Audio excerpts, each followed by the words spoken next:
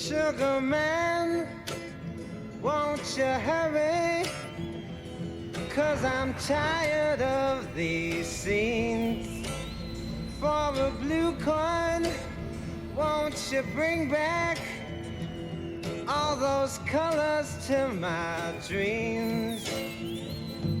Silver magic ships you carry, jumpers, Coke, sweet Mary Jane. Sugar man. I got my nickname from this song. When I was in the army, they used to mispronounce Siegerman as Sugarman. And then they just started calling me Sugar, and that became my nickname. It's 40 years since this LP called Cold Fact by Rodriguez was released. And in South Africa, it was a very popular album. It was one of the biggest albums of the day. But the thing was, we didn't know who this guy was. All our other rock stars, we had all the information we needed. But this guy, there was nothing. And then we found out that he had committed suicide. He set himself alight on stage and burned to death in front of the audience. It was the most incredible thing. It wasn't just a suicide, it was probably the most grotesque suicide in rock history.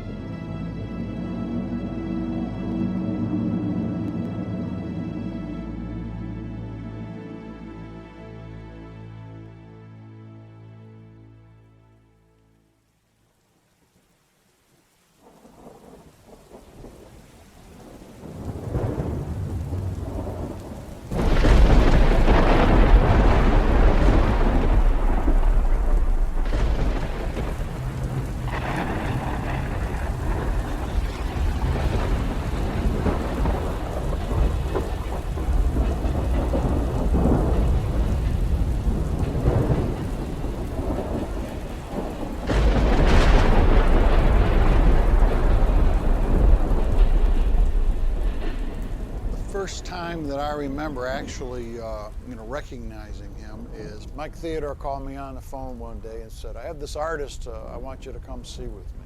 This guy's name is Rodriguez. He's working down by the Detroit River. There's a bar down there, down by the wharf, Riverside District. Let's go see him tonight. I think you'll really like him.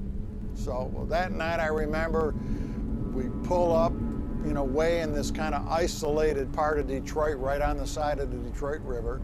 And you could see the mist in the air coming off the river. We could feel it. And we went inside there, and as we walked in the door, we could hear behind us the sound of the freighters as they're going down the river.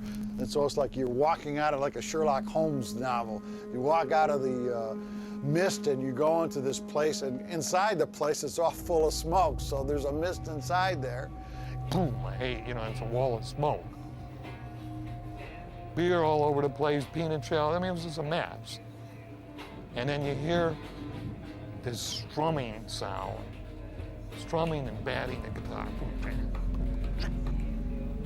And then you hear this voice, strange voice. Finally, we walked through the smoke, and I looked, and there in the far corner I saw I could see the shadow of a man, and I couldn't see his face. I said, what's the deal? So we got a little closer. And you see this guy with his back to you. So all you see is his back, and he's in a corner singing. It was an ethereal scene, if you will.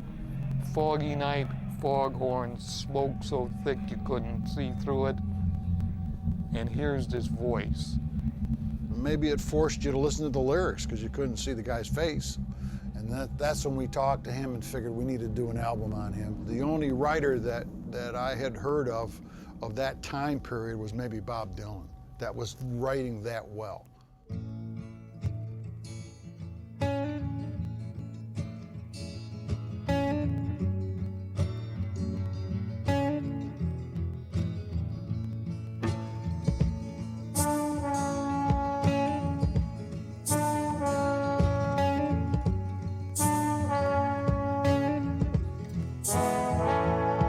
Was it a huntsman or a player that made you pay the cost, that now assumes relaxed positions and prostitutes your loss? Were you tortured by your own thirst in those pleasures that you seek, that made you Tom the Curious, that makes you James the Weak?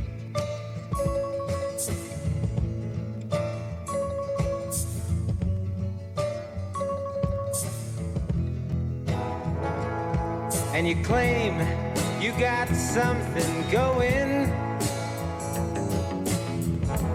something you call unique.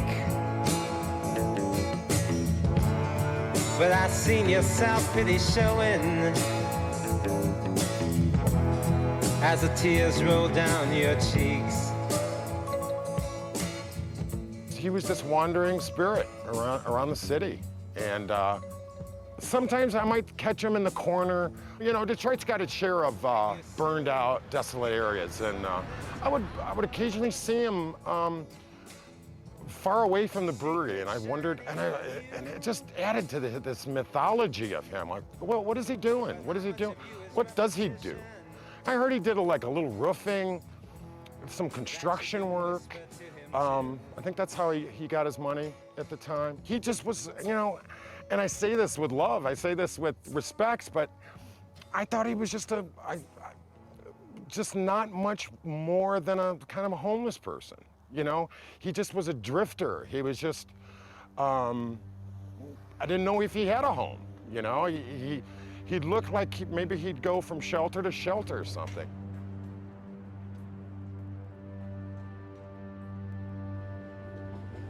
Detroit in the 70s was a hard place. Well, it's still a hard place. A lot of decay, lots of ruined houses. Real poverty exists in the city. And those streets were Rodriguez's natural habitat. Anytime we met him to talk about what we were doing, he would always meet us on the corner somewhere in his neighborhood. Most of the time, he wasn't coming to my house. He'd say, meet me on the corner of this street and that street. And we would be there. Mike and I would get out of our cars and park our cars, and we'd be standing on the corner, and then we'd look around and he'd be there all of a sudden. He'd just show up. We thought he was like the inner city poet, you know, putting his poems to music of what he saw, and it was definitely a very gritty look at what he saw in the streets of Detroit, what he saw in his neighborhood, who was walking around the streets, and the way he presented it in his song I thought was very, very interesting. We were working at Cars from a recording studio. When he opened up and sang, you went, whoa, this guy's got it. Rodriguez, at that time, had all the machinery in place. Big names, big money behind it. Circumstances were right. Why didn't it make it? That's the big question that today still haunts me. Did he get enough promotion? Did he do enough performances? Was he too political? Was there this, or was there that? Should it have been green instead of orange? Should it have been a violin instead of an oboe? On and on you could go. But the end of the day is, if you listen to the stuff now, you'd say, I don't understand it. He's right on. I only heard him play once, and One of the songs that he had on his album, it was called The Sugar Man. Was it Sugar Man? Is that the name of the song? I knew that guy, the Sugar Man, and his name was Volkswagen Frank. And he lived right around the corner and used to go over to Volkswagen Frank's. You could go in and get a little sugar, if you know what I mean. Sugar man, won't you hurry? 'Cause I'm tired of these scenes. For a blue coin, won't you bring back all those colors to my dreams? Silver magic ships you carry, jumpers, Coke, sweet Mary Jane. Sugar man, met a false friend on a lonely, dusty road. Lost my heart when I found Got some photos here that I'd like to show you that I've kept since my days in England with Rodriguez. Let me see. Possibly it's in this book. I don't know where.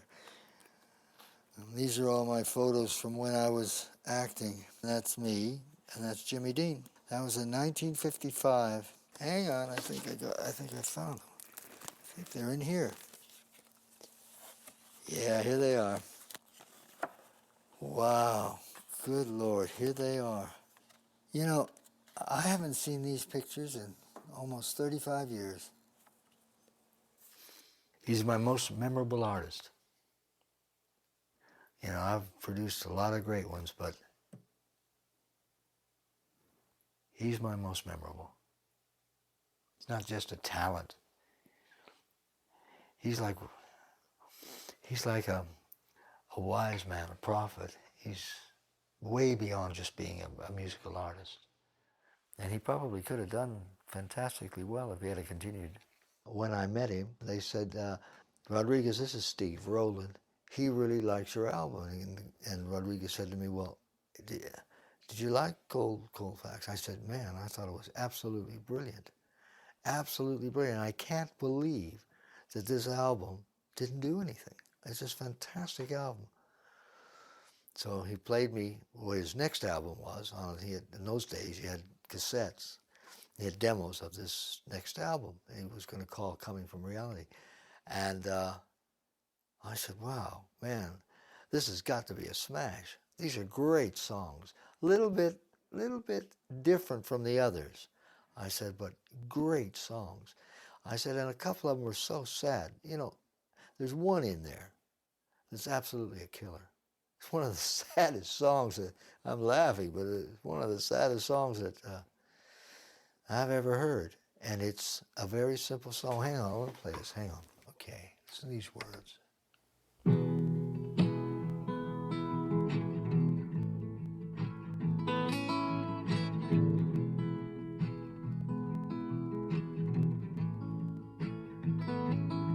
Cause I lost my job 2 weeks before Christmas. Oh, man. And I talked to Jesus at the sewer. And the Pope said it was none of his goddamn business. While the rain drank champagne, my Estonian archangel came and got me wasted.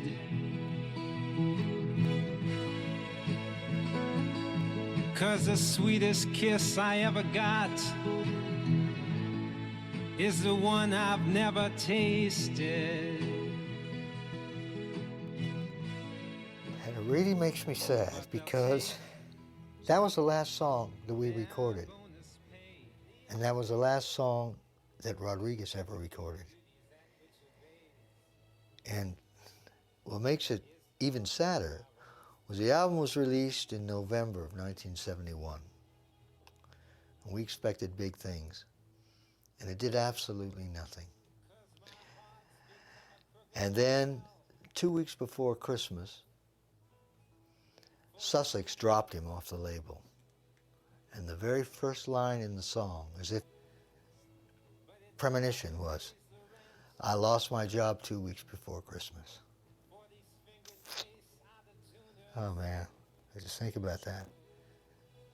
This guy deserves recognition. Nobody in America had even heard of him. Nobody even was interested in listening to him.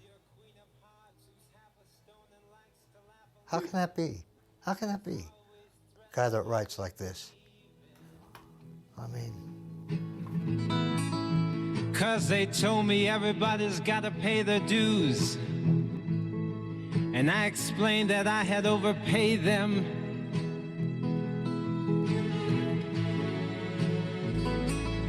'Cause the smell of her perfume echoes in my head still.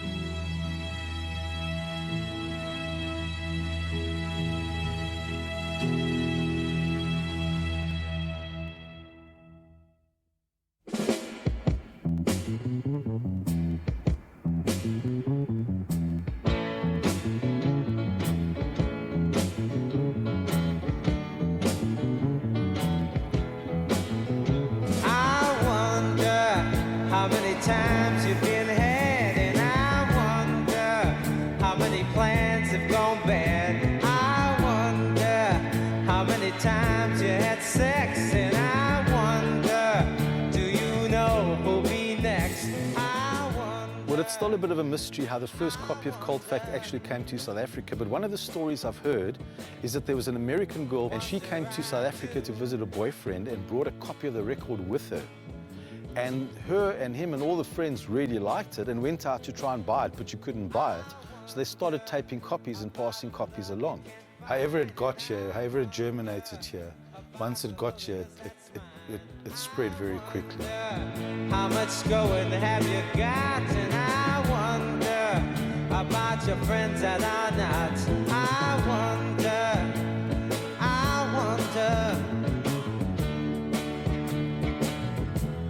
Wonder I do. I remember I was in high school and we heard the song I Wonder, how many times you've had sex.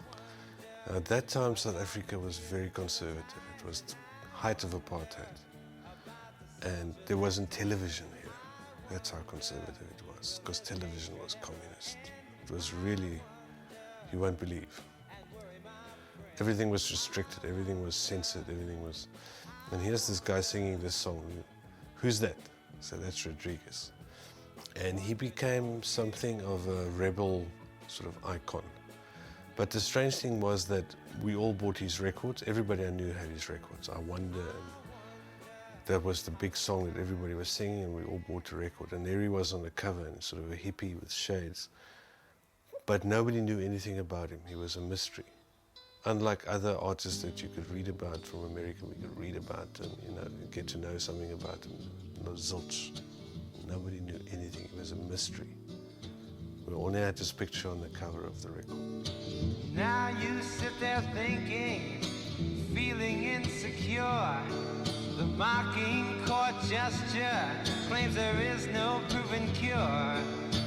Go back to your chamber, your eyes upon the wall, 'cause you got no one to listen, you got no one to call. And you think I'm curious. The album was exceptionally popular. To many of us South Africans, he was the soundtrack to our lives.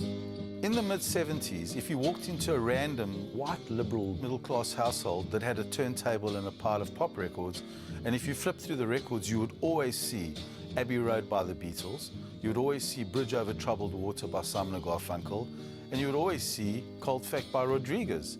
To us, it was one of the most famous records of all time.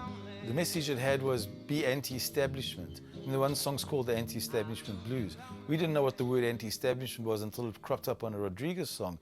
And then we found out it's okay to protest against your society, to be angry with your society. Because we lived in a society where every means was used to prevent apartheid from coming to an end, this album somehow had in it lyrics that almost set us free as oppressed peoples. Any revolution needs an anthem, and in South Africa, Cold Fact was the album that gave people permission to free their minds and to start thinking differently. The mayor hides the crime rates, councilwoman hesitates, public gets irate, but forgets the vote date. The system's gonna fall soon to an angry young tune, and that's a concrete cold fact. It may seem strange that South African record companies didn't do more to try and track down Rodriguez, but actually, if you look back at the time, we were in the middle of apartheid, the height of apartheid. South Africa was under sanctions from countries from all over the world. South African musicians were not allowed to play overseas. No foreign acts were allowed to visit South Africa. It was a closed-door situation between South Africa and the rest of the world. Woke out this morning with an ache in my head. I splashed on my clothes as I spilled out of bed. I opened the window to listen to the news, but all I heard was the establishment's blues. The countries around the world were saying horrible things about the apartheid government, but we didn't know because they controlled the news. The majority of the population had been marginalized and forced out of e-commerce and areas. It was what had happened in Nazi Germany. It was a spin-off from Nazi Germany. But if a newspaper published it, they'd get prosecuted. So because of that, South Africa had achieved a pariah status in the world. There were cultural boycotts, there were sporting boycotts. It was a very isolated society, so we were cut off. We all knew apartheid was wrong, but living in South Africa, there wasn't much as a white person you could do about it because the government was very strict. It was a military state to a large degree. If you spoke out against apartheid, you could be thrown into prison for 3 years. So although a lot of whites were part of the struggle, the majority of whites were not. You were watched, there were spies. It was scary and people were scared. But out of the Afrikaans community emerged a group of Afrikaans musicians, songwriters, and for them, when they heard Rodriguez, it was like a voice spoke to them and said, guys, there's a way out. There's a way out. You can write music, you can write imagery, you can sing, you can perform. And that was where really the first opposition to apartheid came from inside the Afrikaans community. It was these young Afrikaans guys, and to a man, they'll tell you that they were influenced by Rodriguez, Koos Kombuis, Willem Moller, the late Johannes Kerkorrel, the guys who are regarded as the icons of the Afrikaans music revolution will all tell you Rodriguez was our guy. We call it a full-frame movement of Afrikaans artists singing against apartheid. All of us listened to Rodriguez at some point, all of us. It had an enormous impact. It made you just think that there's another way. What's presented to you by this establishment isn't all there is. Set it off, set it off, set it off, set it off, set it off, set it off, set it off, set it off. The biggest hit was a song called Set It Off, which was when P.W. Botha was the president then, the real bad guy. When he came on TV, he used to talk like that. And this song said, switch it off, just switch off the TV.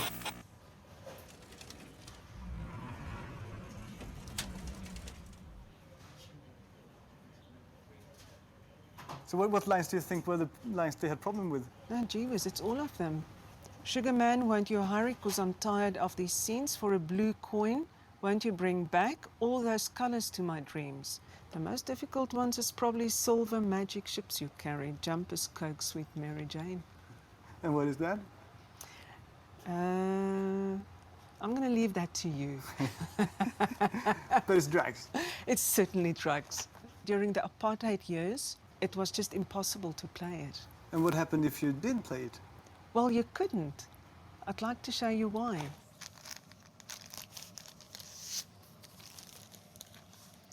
Right, here we have the album, the vinyl.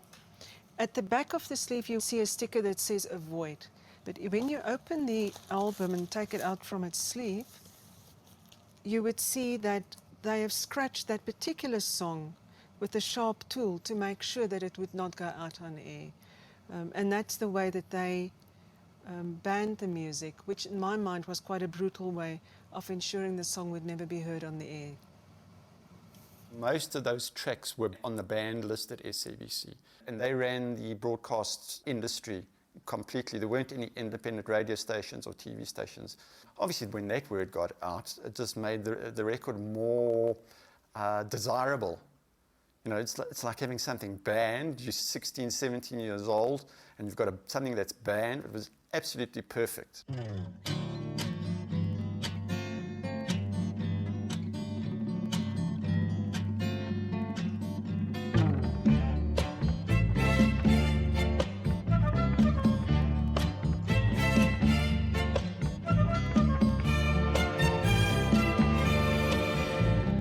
Born in a troubled city, in rock and roll USA, in the shadow of the tallest building, I vowed I would break away. Listen to the Sunday actors, but all they would ever say, that you can't get away from it. No, you can't get away.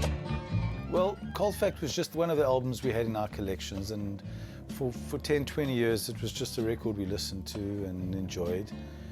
But then a pivotal event happened that changed everything for me.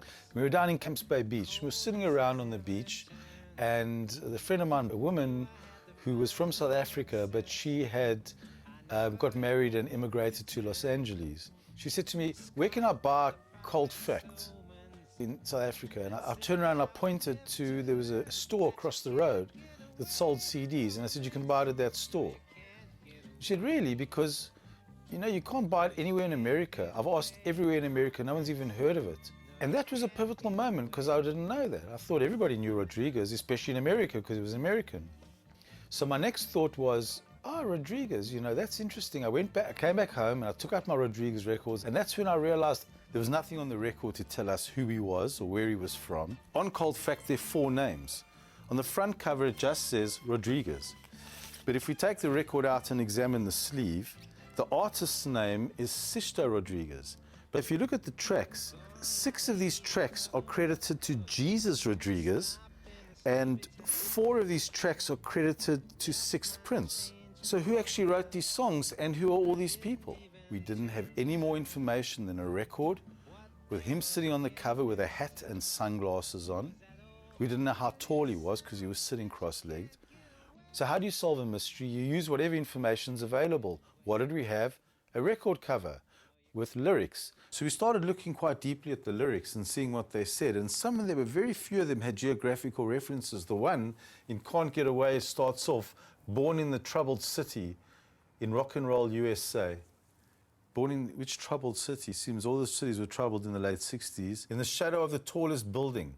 The tallest building, as far as we knew, was in New York. And at the bottom of the song, this verse says, "In a hotel room in Amsterdam." Then it says, "Going down a dusty Georgian side road, I wonder." Georgia. So we've had Amsterdam, we've had Georgia, we've had the world's tallest building. Not much to go on.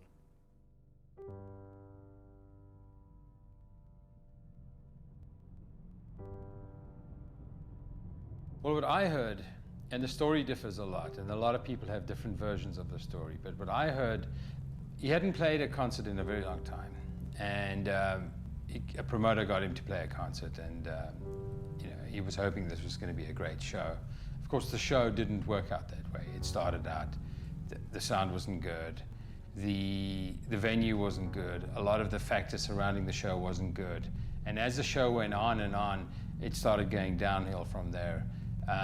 People started ridiculing him, people started whistling, or you know, making mention of the fact that you know, the show wasn't going as planned. And it got to a point where just very quietly, very gently, he just sang his last song. "Thanks for your time, you can thank me for mine." And after that said, "Forget it." And he reached down and pulled up a gun and pulled the trigger. And that was the dramatic, very dramatic ending to what was actually a non-career.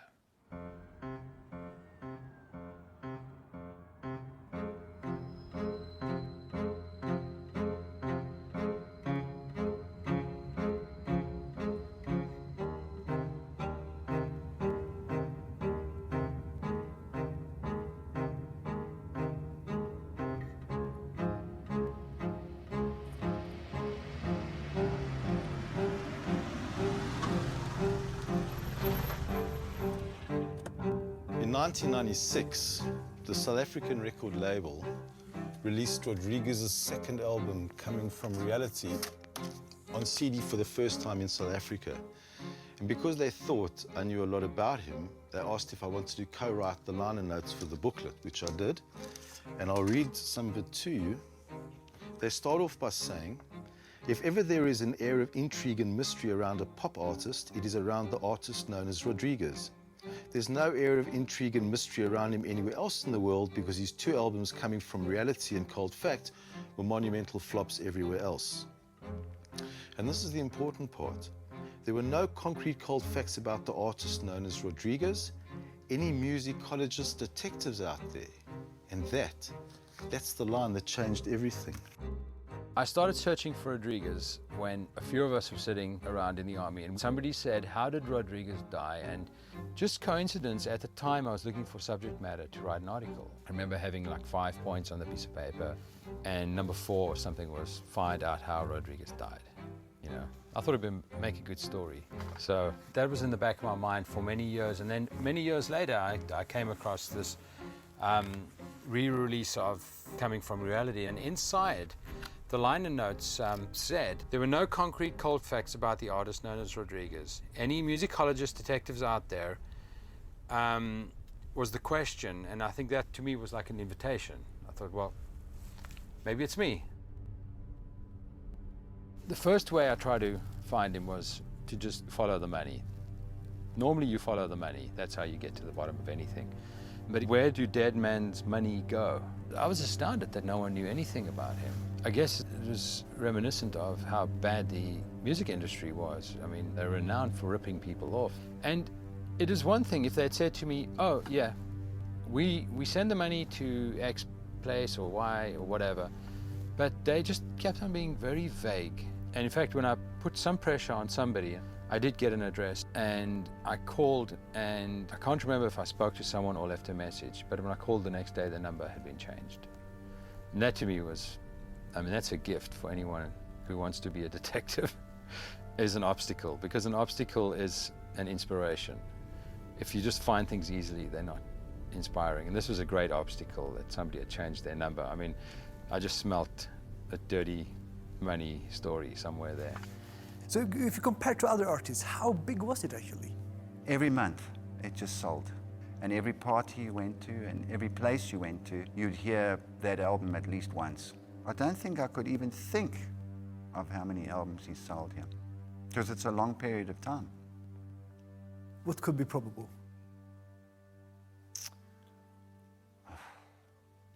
I'd have to guess maybe 500,000 copies over that period of time.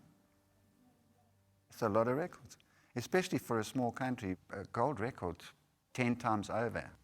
Rodriguez never got to know that he was big in South Africa. How could that be? Don't know. I mean, everything would have been... I find that strange. I have no idea. But you must have sent royalties somewhere. Of course we send royalties. We send royalties to A&M Records. I remember the label. It was A&M Sussex, whether they had a partnership or whatever they had. I don't, you know. So my suggestion is if you can find out whoever the person was who owned Sussex Records, then you will find out what happened to the money. Because it's weird, isn't it? It's very strange. Very strange. How popular was the album? Was he as famous as, you know, the Rolling Stones and the Doors? Was it? Oh, it was much bigger than Rolling Stones. Absolutely, in the time, yeah. When you released the record, did you try to contact him? No, not at all. You know, because at the time, the legend was, there was an artist. This was like Jimi Hendrix. It was Jimi Hendrix catalog. So you're going to understand, if you just got Jimi Hendrix and you got the license for this territory, You're obviously not going to go try to get hold of Jimi Hendrix because he's dead. But who did you pay royalties to? To Sussex Music. To Clarence? Yes. Well, to Sussex Music, which is his company, yeah. So I decided to make a diagram, write down the whole path and trail that I was trying to work on, all the various touch points, all the record companies, all the people that had dealings with Rodriguez and his album at some point. I made this whole document. So I found out there were 3 record companies in South Africa that had released Rodriguez's records. Finally discovering that led to a record company in America. It was the company that had been signing Rodriguez and creating his first album, called Sussex.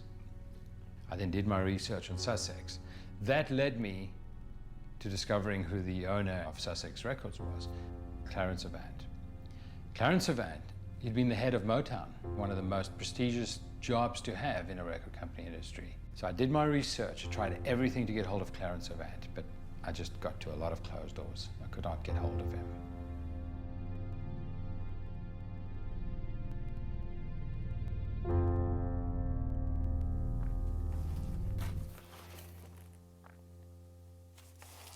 I don't know if you've ever seen this picture. That's him. That's Rodriguez. I don't know when this was made. I have absolutely no idea. That's 1970, I think. Yeah. This is my man. Man, don't get me emotional again. Shit. You made me emotional. I ain't getting emotional no more, but you're sitting here talking to you, man. If I had to name 10 artists that I've ever been involved with, Rodriguez would be in the top 5. Simple as that. There's nothing I've ever heard anything like him. People say, well, Bob Dylan, this. No. Bob Dylan was mild to this guy. Did it make any money? We judge singing here in America. If you say, was it the top 100? Was it numbered to get on the charts as number 12? That there was a lot of radio play? The answer is no, man. Nobody didn't. Rodriguez? You know, that name didn't register. Although he looked like he was a white guy, but yet still Rodriguez. Everybody knew Rodriguez. That's a Spanish name, a Latin name. Latin music was not happening then. How many records do you think he sold in America? In America, 6. Maybe my wife bought them, maybe my daughter, boy, she couldn't buy them. Maybe Neil Bo got one, maybe Dennis and Mike. Look, man, you know, it didn't sell here. And there was some excitement about him. A couple of agents heard him and wanted to bring him to California. And you know, when he came to California, he was nervous and he turned his back to the audience and everybody said, well, what the hell is this? But the thing is that the guy sold hundreds of thousands of records in another country. Well, I'm going to South Africa to try to chase somebody selling records? Shit, no, man. But did you know that he was big in South Africa? Rodriguez, young man, never happened insofar as I'm concerned, period. But if I'm really going to try to track down the money, how should I do? Well, is that important, the money? Or which is important? Rodriguez's story, or you worrying about the money? If only, how many people in South Africa? 40 million, 40,000, 40 million people?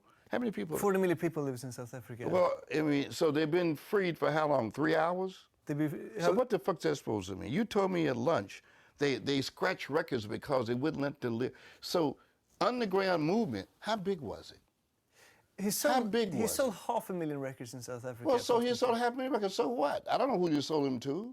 How many distributors did you have? I have no idea. There are 3 record labels. I spoke to all the record label bosses in South Africa who has released his records. It was... Go back to him and tell him to send me an account. You think if somebody's going to worry about a 1970 contract? If you do, you're out of your goddamn mind. Buddha Records out of business. I'm out of business. So you think they give a shit about that? I know I wouldn't. I'd been looking for information about Rodriguez for a long time. I'd even set up a webpage called The Great Rodriguez Hunt in the hope that someone out there in cyberspace would post a message on the forum giving us any information about Rodriguez. But there was nothing. At that stage, I met Craig, who was the musicologist detective who had read my liner notes, and who was also searching for Rodriguez, and he flew down to Cape Town, and we met in a coffee shop, and we exchanged all the information we had. But unfortunately, we had very little. And at that stage, I remember we felt it was probably best that we just stopped.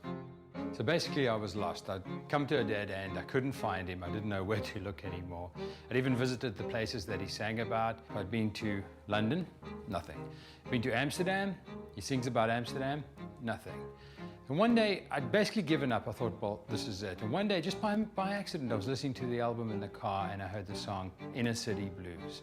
Great song, and the line came up, I met a girl in Dearborn, early 6 o'clock this morning, a cold fact.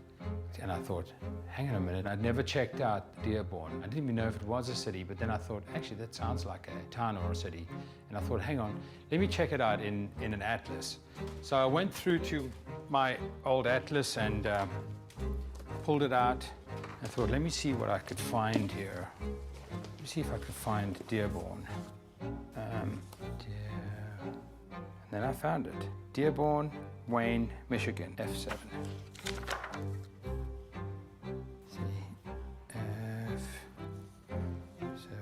Dearborn, part of Detroit. That was a huge breakthrough in my mind. Detroit, home of Motown, Marvin Gaye, Stevie Wonder, and eventually Mike Theodore, the producer of the album. I was sitting in my condo, just having a cup of coffee. I was looking out the window, watching the ocean. Phone rings.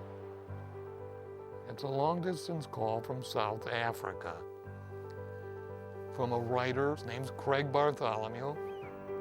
And he starts telling me this amazing story.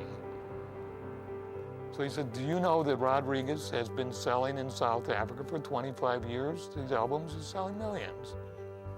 I said, what? Then he's sitting there and he wants to start telling me some stories about, he said, how did Rodriguez die? And he's telling me information that he had, that Rodriguez had blown his brains out on stage or set himself on fire and killed himself. I had 100 questions I wanted to ask. I mean, I was just hoping I could get all my questions in, you know. Why did he write this lyric? Why did he write that lyric? Where did he record this album? Where did he record that album? And we got talking and I asked him a lot of questions, and it was amazing. It was a roller coaster ride of questions and answers, and it was a euphoric moment of just having finally broken through and discovered something. And finally I got to the one question I wanted to know the answer of was, how did Rodriguez die? Did he blow himself up on stage, or what is this dramatic story? Let's open up the lid on this right away and find out what happened. And Mike Theodore was, what do you mean dead? He's not dead. Sixto is alive. He's alive and kicking. The principal artist known as Sixto Rodriguez is alive and kicking and living in Detroit. I can't remember who called me and said they found him. I said, no, you're shitting me. This is, yeah. At first I thought it was a hoax. I thought somebody was faking it. You know, it's like going into Tutankhamun's tomb and finding the mummy. You know, like, wow, he lives. I remember dancing on the spot when I was staying on the phone, and Craig and I were jumping up and down saying, we found him, we found him. That was the most exciting thing. We'd actually done it. Just a song we shared out here brings memories back when you were here, of your smile, your easy laughter, of your kiss, those moments after I think of you. So that was it. I'd come to the point, it was the end of the story. I was searching for a dead man. One morning I discovered a living man, and to me that was the end of the story. I wrote my article, I called it Looking for Jesus. I faxed it to many individuals, many people involved, but somehow this article made its way across the Atlantic and into the hands of someone in America. And what I thought was the end of story, was actually just the beginning of another story, and the best part was still to come. Because I don't know where it is. It might take a while. They do have the dates. 3-year search for dead singer. Yes. August 97. I was in Kansas. I got a copy of it to me at work. I was on like a 24-hour shift, and then I went online, and that's when I discovered the website. When I went online, there was this milk carton with a picture, and it said, "Wanted, and have you seen this man?" I was like, matter of fact, I have seen him before. You know, it's like, I replied, "Rodriguez is my father. I'm serious. Do you really want to know about my father? Sometimes a fantasy is better left alive." I don't know why I said that, but anyway, I did. And then I gave him email address, phone numbers, anything that they wanted to contact me, and he phoned me.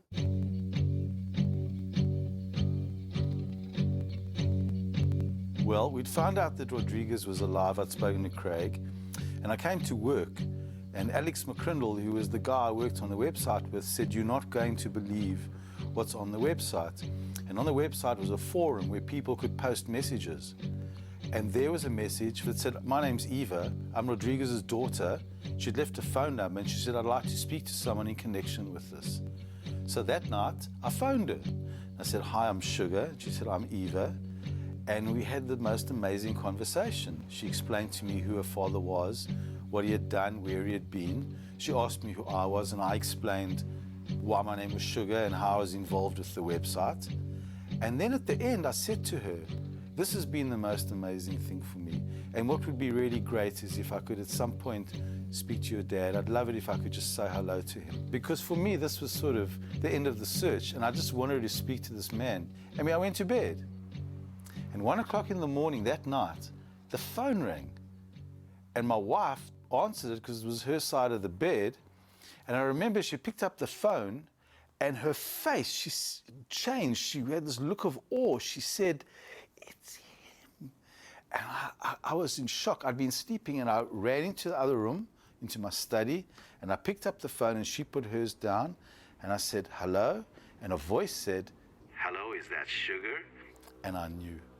I just knew, because I knew that voice. I'd heard that voice so many times on the records. I knew it was him. I was talking to Rodriguez. That for me was one of the greatest moments of my life.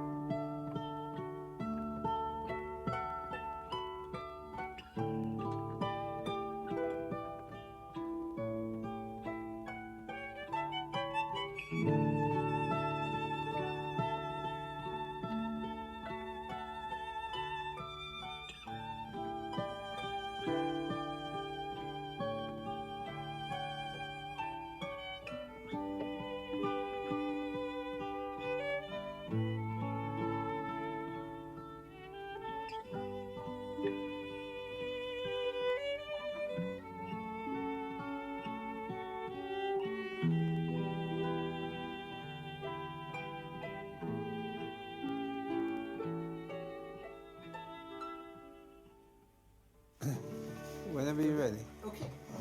And is this all right? Should I be doing something though? Should I have a glass of water or something? Is that right? Do you want? Yeah, I like that. Yeah, this is I'm supposed to be comfortable.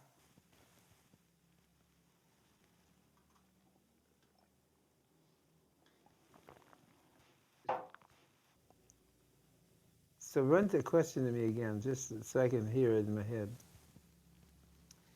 In the 70s and 80s, did you ever get any contact from South Africa? No, I didn't. Maybe they didn't have a contact number or something, but no, I didn't. How does that feel? You weren't aware of something that would have changed your life completely. I mean, probably to the better. Well, I don't know if it would have been for the better, but it certainly a thought, you know. But wouldn't it have been nice to know that you were a superstar? Well,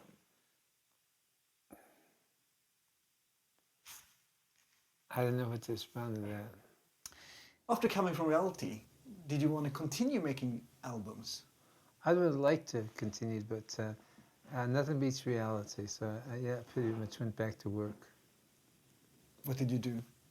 Well, I do hard labor. I demolition, renovation of buildings, of homes. You know, restoration of Did you enjoy that? I do. It keeps the blood circulating, keeps you fit. Yeah. But it's quite far away from music. Yeah, quite a bit. Quite a different contrast. Yeah. Did you continue making music on your own? I do. I play guitar. I love playing guitar, but I do love to listen. I like to go see the shows and things. But I do get about.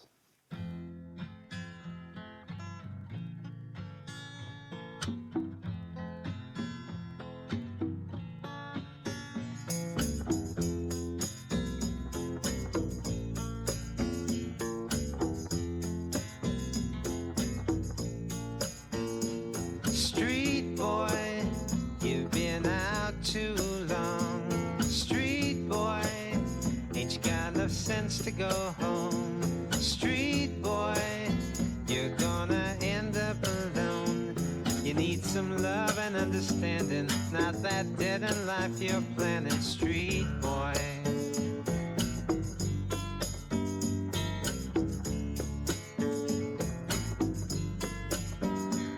You go home, but you can't stay, because something's always pulling you away. You're fast hellos and quick goodbyes. You're just a street boy with the street lights in your eyes. You better get yourself together, look for something better. He never said anything about being disappointed. He would just move on to continue to survive, because you can't just give up. What did you do instead? He read a lot. He was involved in politics. He was involved in the community. He would attend protests and rallies if those were causes that he believed in. He would take us along. He was always a proponent of working for the people that maybe didn't always have a voice or didn't have a chance to speak up, the working class, the working poor. He had a lot of experience in that area. He approached the work from a different place than most people do. He took it very, very seriously, sort of like a sacrament, you know. He was going to do this dirty, dirty work for 8 or 10 hours, okay? But he was dressed in a tuxedo. He had this kind of magical quality that all genuine poets and artists have, to elevate things, to get above the mundane, the prosaic, all the bullshit, all the mediocrity that's everywhere. The artist is the pioneer. Even his musical hopes were dashed. The spirit remained, and he just had to keep finding a place, refining the process of how to apply himself.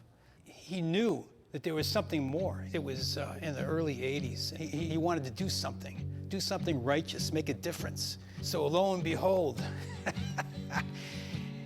he told me that he was going to run for mayor. And I thought, well, God bless you, Rodriguez.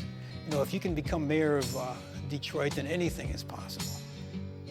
Met a girl from Dearborn early 6 o'clock this morning, Colfax. Asked about a bag, suburbia's such a drag, won't go back. 'Cause Papa don't allow no new ideas here. Some old items from Rodriguez. This is his bumper sticker from the first time he ran for city council. And I think this is a copy of the ballot. He didn't win an election ever. 139, there were 169 candidates, 9 get elected. They spelled his name wrong.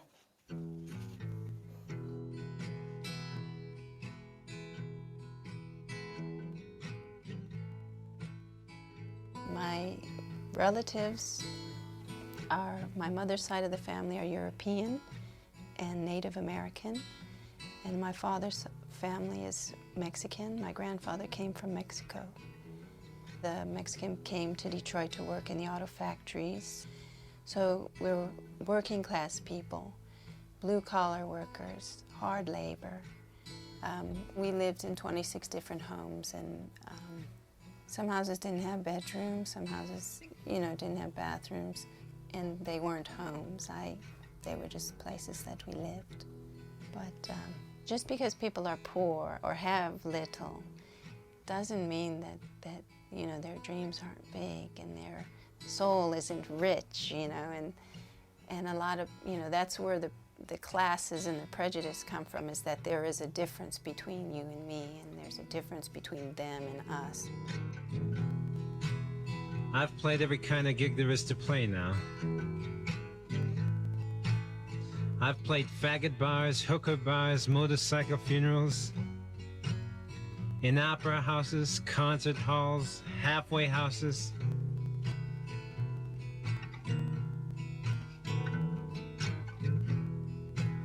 Well, I found that in all these places that I've played, all the people that I've played for are the same people. So if you listen, maybe you'll see someone you know in this song. A most disgusting song. He wasn't just doing your average carpentry. He was really cleaning out the house. I mean, doing the work that no one else wanted to do. Really, no one else wanted to do that work. He would come home, he would be covered in dust and dirt, paint chips from his day's work, long days. I saw him take refrigerators down on his back downstairs. It was just a day at work for him, but I knew he was a harder worker than a lot of other fathers that I knew of. It's a city that tells you not to dream big, not to expect anything more. But he always took me to places that only certain elite people would be able to go. So he kind of instilled in me that I can go anywhere I want, regardless of, what my bank statement says, and I'm going, So that's kind of how he was. He showed me, the top floors of places. I said, I'm just as good as they are, He majored in philosophy in university. My dad gave us a lot of exposure to the arts. He would let us go into the libraries and the museums and the science centers, and where that was our daycare. And we, toured the halls of the museum and saw Diego Rivera and, all Picasso and Delacroix. And we began to learn of life outside of the city, and that's in books and paintings and in music. The judges with meter-made hearts, or their supermarket justice starts. Frozen children in her city. Walkers in the paper rain, waiting for those nights that never came. The hijack trying so hard to be pretty. Night rains tap at my window. Winds of my thoughts passing by. She laughed when I tried to tell her hello only ends in goodbye.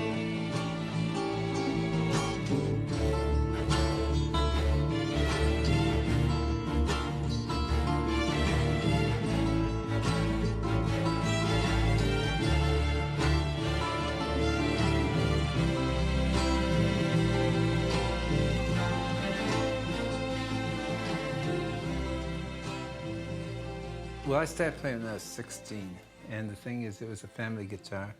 And I played a lot of bars in the city and clubs in the city, small rooms, and I met Mike at Theodore and Dennis Coffey, and they came to the club to see me play. I had a gig at a place called the Sewer, right off the Detroit River there, and then we got a record deal from Clarence Avant, so that's how it started. But all those early years were, you know, a lot of work. I was at a Chrysler plant called Dodge, Maine, and I also worked at Alden on Lynch Road in Detroit, working the heat treat department, so stuff like that. A lot of heavy labor. But it was a great year for me, this cold bag thing. You know, I had achieved what I was trying to do, is get a product, you know, and it was going very well, I thought, you know. How did it feel? It was a great feeling of accomplishment, you know, it's actualization. Did you believe that it was a good album? I did my best with it. The reviews were good on it, and yeah, I thought that was good, yeah. I'm not the one to ask that, though. Ask the question too, you know. But you go ahead, yeah. Were you surprised that it didn't sell? Was I surprised? It's a music business, so there's no guarantees, you know.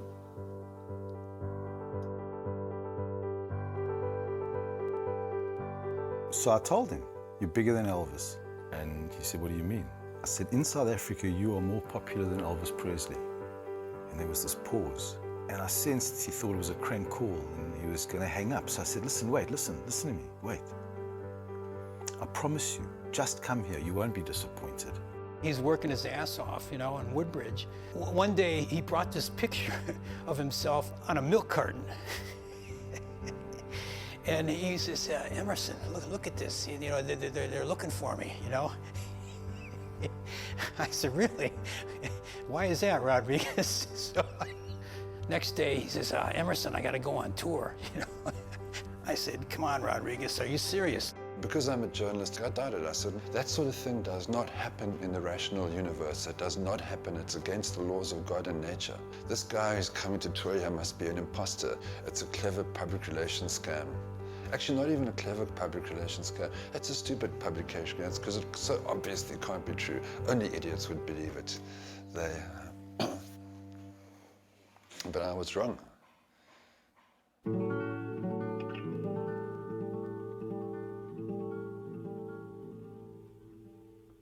We were always anxious, of course, to get off the plane. That was a long flight. But we got off the plane and we put our bags on our backs, and, you know, they were heavy, and we just kept moving, you know, towards the airport. And suddenly, two limousines pulled up, and we were sure that they weren't for us. You know, we were like kind of walking around them, like, oh, we better get out of these people's way, because they're important people in limos. But they were for us. And that's when it began. This whole another world. It was another world. Just like you would see like people over Madonna, or like stepping out into the wind, and the paparazzi and all the, you know, the production assistants and everybody are there to welcome him and take us into the VIP suite. The white carpeting, you know, that was something that never would we ever even dream of, walking on white carpeting, especially in your shoes. And they put him in the limo and they drove him into the city, and along the way, on all the lampposts, were placards advertising the concert. And you saw his face on every lamppost as it sped by, and you'd go, "There I am, there I am, there I am." So we came and we got to meet all the people. We got to meet Craig Bartholomew and their family and their kids, and Steven Seegerman, and everybody was just so happy, and everybody was like thrilled. We were even happier. Steven phoned me. He said, "You will never believe this, but Rodriguez is coming to South Africa and we can be the opening band. Do you want to do it?" So, of course we want to do it. Well, where is he? No, they found him. They found him, he's alive. He's going to come and tour in South Africa, and we're going to be the opening band. So I couldn't really believe this. And then I got all the information. He's living in Detroit and everything. And then a little while later, Steve said, "Look, it turns out he hasn't got a band. Could we be the support band? I mean, his band?" I remember even then, we were sort of, is this really going to be Rodriguez? We'll only know if he can actually sing these songs. I mean, we don't know. What if it's just some guy? It was just like one day we heard about it, and the next day we were there trying to believe our eyes, you know, thinking it was just all very shocking. I don't know, he took to it really easy, you know what I mean? He just walked in there and did his thing, and I was amazed, you know, that he did so well. But he's not all head in the clouds kind of guy. He's so a little bit too much grounded. He didn't take advantage of all the amenities and stuff. He didn't sleep in the big double king-size bed. He kind of curled up on the love seat, and I found him there. And yeah, he just didn't think somebody should have to make another bed because he messed it up. There was a time where I stayed in the house we were at, and everyone else had gone out. The phone rang, and it kept ringing, so I decided to answer it. And it was a reporter looking to speak with Rodriguez and set up time for an interview. And then before she hung up, after I told her to call back later to talk to someone because I couldn't help her, she told me that she wanted to know, between she and I, if it was the real Rodriguez. Yeah, and you come in on the bass and I'm singing first. We were rehearsing with a CD of the songs that we got in the studio here in Cape Town on the day that he came from the airport, when he arrived. And we were actually in the middle of a song when he walked in and just took over the microphone and finished the song. We switched off the CD player and it was like completely seamless. Completely seamless. Then we knew, okay, this is the guy. Because I think we all knew this is going to be something really special.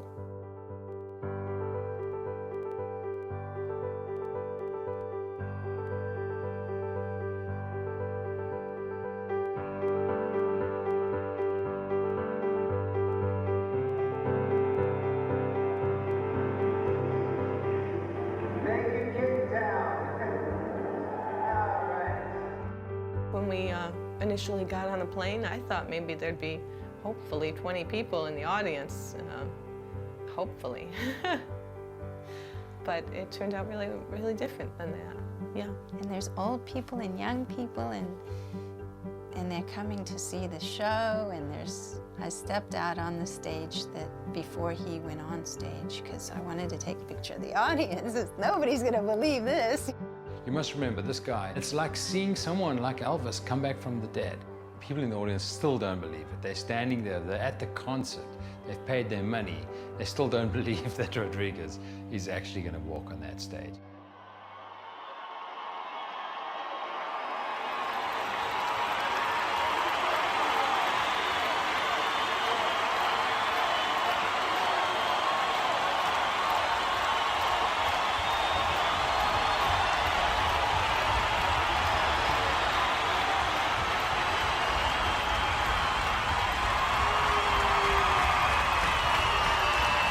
Are you ready? Please welcome Rodriguez.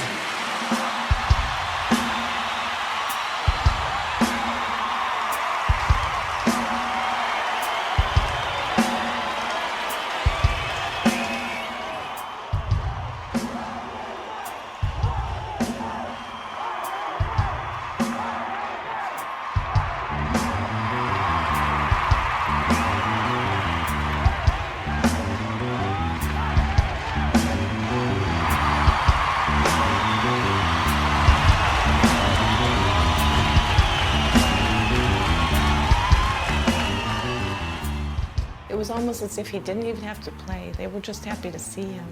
So for a time, I think, they wanted to meet. It was a reunion. It was something completely different. It was, for everybody there, I'm sure, the most exciting concert they'd ever been to, because it was unique. We'd never seen Rodriguez, and then all you heard was the bass player just playing do-do-do-do-do-do-do-do. And Rodriguez wandered out to the front of the stage, and the bass player actually just stopped playing. And it took a while. There was about 5 or 10 minutes of just people screaming at him.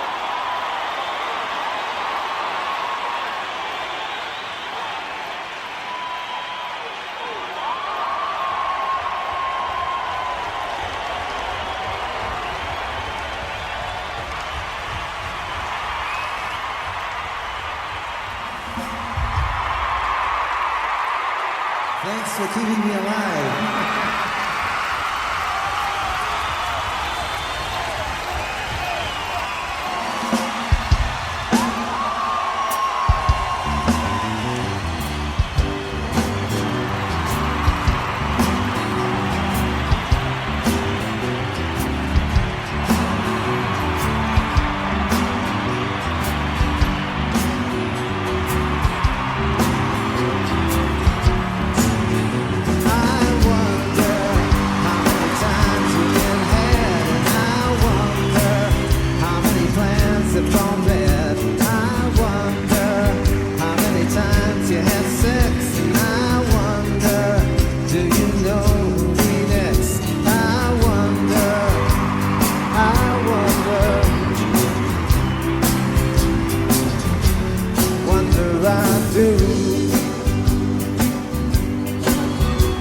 I think to go from being the outcast to being who he really was, because it was as though it was him again, and that was who he was, a musician on stage, playing for his fans. It didn't work out, but don't ever doubt how I felt about you. But thanks for your time, then you can thank me. I thought that I would see, him being bewildered at all these people staring up at him.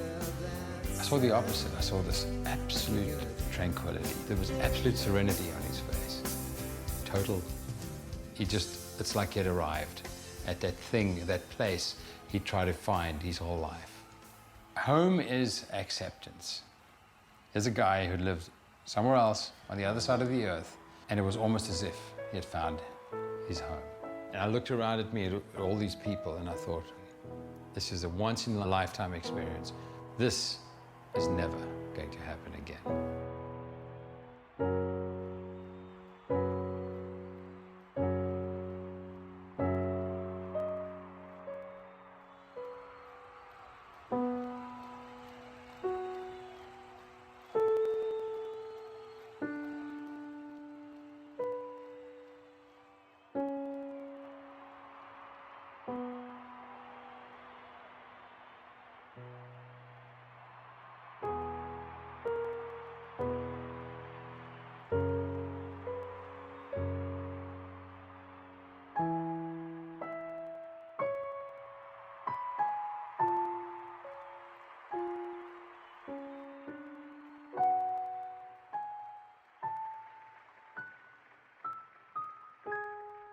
Well, isn't this all our great your dreams of yourself, the higher forms of yourself, is that one day you will be recognized, and that your talents and everything that will suddenly become visible to the world. I mean, most of us die without coming anywhere close to that sort of magic. I tried to get him to talk about that when I interviewed him, about how strange it was, and I got absolutely nothing back. Absolutely nothing back. And I couldn't tell whether he was just like sort of cripplingly shy, or whether it was I was asking the wrong questions, or there's a language barrier, or whatever. And maybe that was okay as well, because he preserved his mystery. I walked away from that interview saying, this is all too strange to be true. It remains too strange to be true. These are the days of miracles and wonder.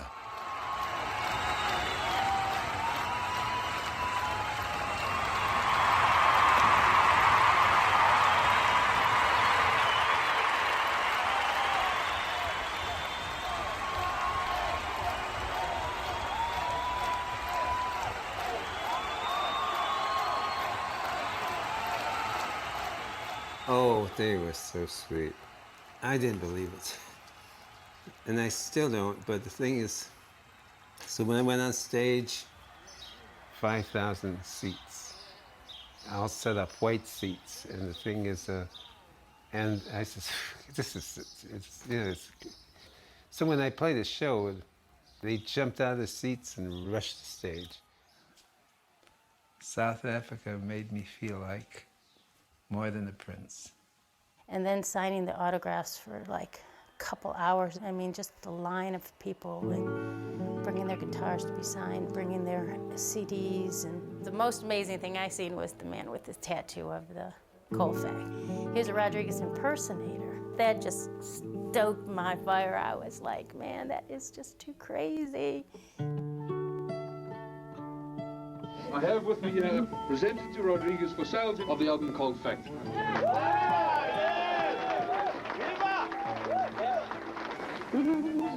Now just tell the States that, okay, will you? American singer Rodriguez is certainly alive and well and with us in the front row tonight. Welcome. Connie, how are you? I've heard some really riveting tales about your death. I mean, they range from you pouring petrol all over yourself on stage and committing suicide to taking a drug overdose and dying in prison.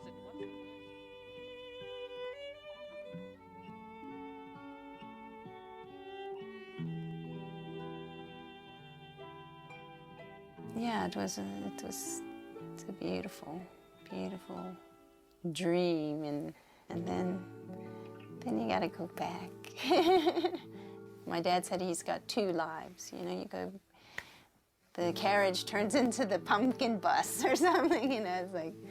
Did people in Detroit believe you when you came back and telling what had happened? You know, people in Detroit need to hear something good. I'm not sure how much of it they believe because it is a grandiose story. It sounds like something you would make up if you were bragging on some dream or something. He was really quite famous. He'd be, you know, tearing down this old shack, or he'd be sweeping up filth or dirt, and he started to show me one day, and I didn't believe him about the album and how it got to be so popular. Somebody had a bootleg copy of this thing, and it spread around, and everyone got to be so popular that children could recite it and sing the song word for word, all the songs word for word.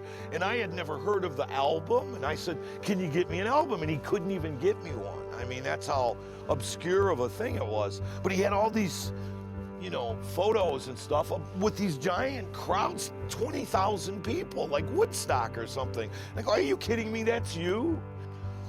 I thought it was photoshopped or something. I didn't believe him. But he had all these giant crowds, and he was quite content to just go and sweep up people's lawns or clean up and do manual labor. He stayed.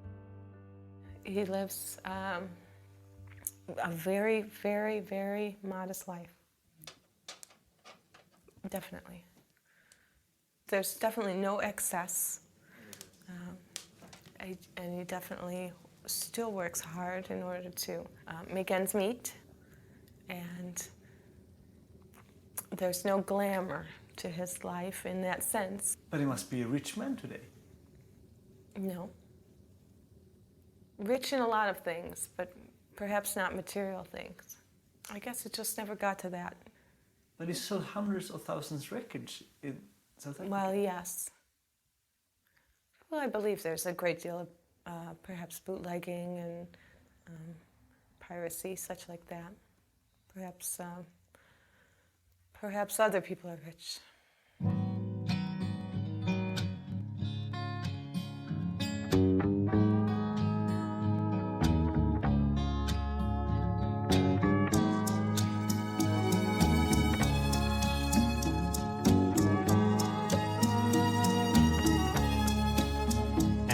Forget about the girl that said no. Then I'll tell who I want where to go. And I'll forget about your lies and deceit, and your attempts to be so discreet. Maybe today, yeah, I'll slip away. And you can keep your symbols of success. Then I'll pursue my own happiness. And you can keep your clocks and routine. You know, when I think about that night when I spoke to Eva on the telephone, we could not have imagined how much our lives were going to change after that phone call. Eva came on tour with Rodriguez, and the organizers arranged the chaperone bodyguard to drive them around. And they fell in love. And they have a child.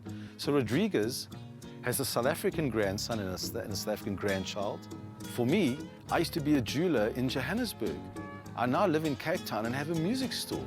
Things changed so much for us, but except for one person, and that's Rodriguez. For him, nothing has changed. The life that he was living is still the life that he's living now. What he's demonstrated very clearly is that you have a choice. He took all that torment, all that agony, all that confusion and pain, and he transformed it into something beautiful. He's like the silkworm, you know. You take this raw material and you transform it, and you come out with something that wasn't there before. Something beautiful, something perhaps transcendent, something perhaps eternal. Insofar as he does that, I think he's representative of the human spirit, of what's possible, that you have a choice. And this has been my choice, to give you Sugar Man. Now, have you done that? Ask yourself. Was it a huntsman or a player that made you pay the cost, that now assumes relaxed positions and prostitutes your loss? Were you tortured by your own thirst in those pleasures that you seek, that made you Tom the Curious, that makes you James the Weak?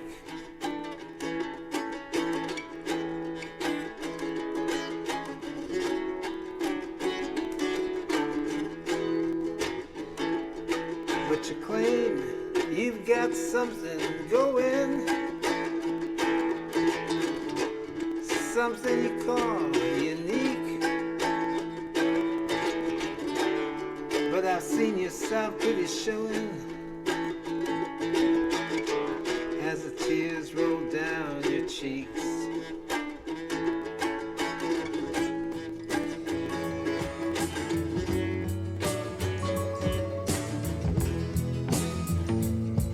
Soon you know I'll leave you, and I'll never look behind, 'cause I was born for the purpose that crucifies your mind.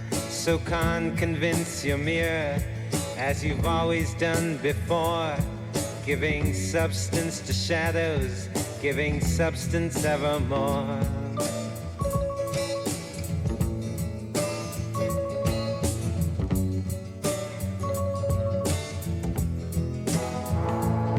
And you assume you got something to offer,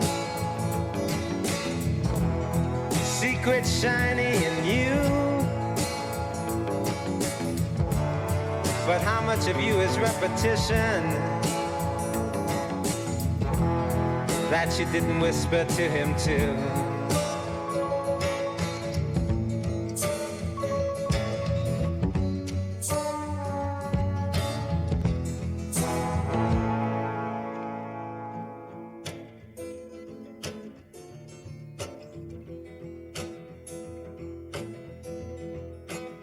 Sugar man, won't you hurry? 'Cause I'm tired of these scenes. For a blue coin, won't you bring back all those colors to my dreams?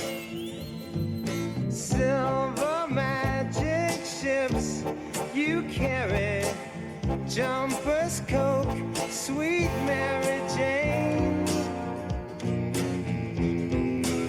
Sugar man, met a false friend on a lonely, dusty road. Lost my heart when I found it.